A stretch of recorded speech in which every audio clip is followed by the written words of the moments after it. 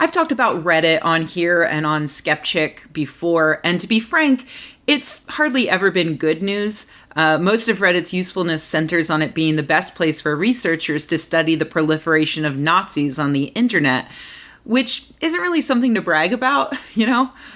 There was one sort of positive piece I did last year about a study showing that censoring hate speech works.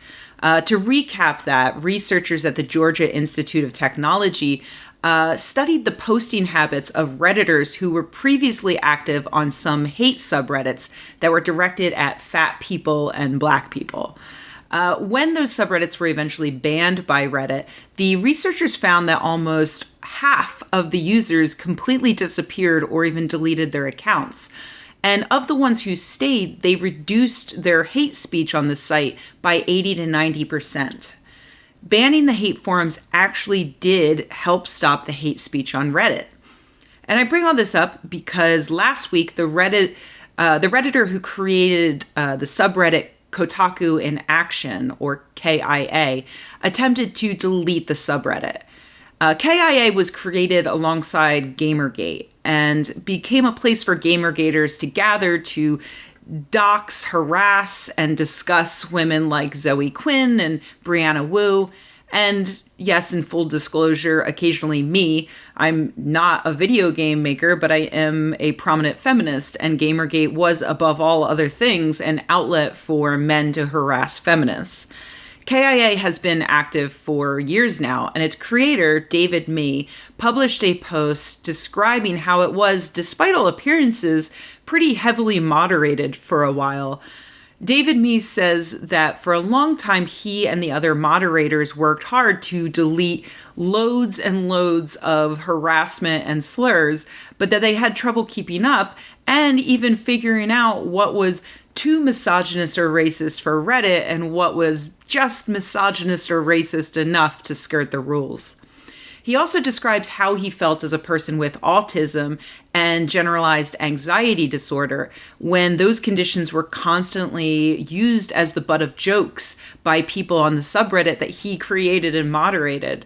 It's interesting how we often accept the slurs directed at others, but suddenly see the problem clearly when those slurs are directed at ourselves.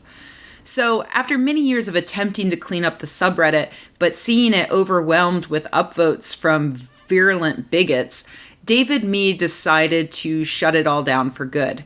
He posted about how Reddit higher-ups knew how bad it was, but allowed it to continue because the traffic was so plentiful, and therefore the ad money was too.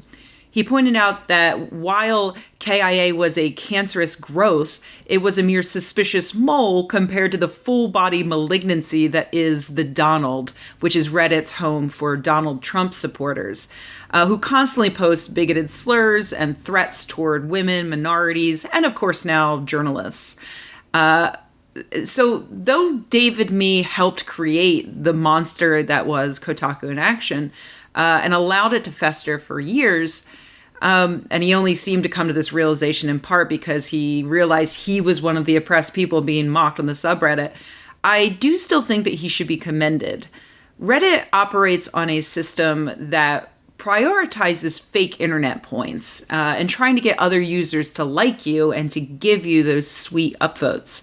So shutting down a subreddit with nearly 100,000 subscribers really takes guts, and I have to admire that. And as the research I mentioned suggests, David Mee's actions could have had a very real impact on reducing the total amount of hate speech on Reddit. I say could have because, unfortunately, it was not to be. Reddit higher-ups stepped in and reversed David Mee's actions, reinstating Kotaku in Action and establishing other moderators in his place. So that's right, not only did Reddit allow KIA to fester this long, but they took an administrative action to reverse the founder and primary moderator's decision to end the subreddit. That's not just Reddit tolerating bigotry, that's them actively approving of it and encouraging it. It's gross, and I wish I could say that I'm surprised, but time and again, Reddit proves that It does not place any emphasis on the health and safety of either its own users or people in the wider world who are targeted and harassed by its users.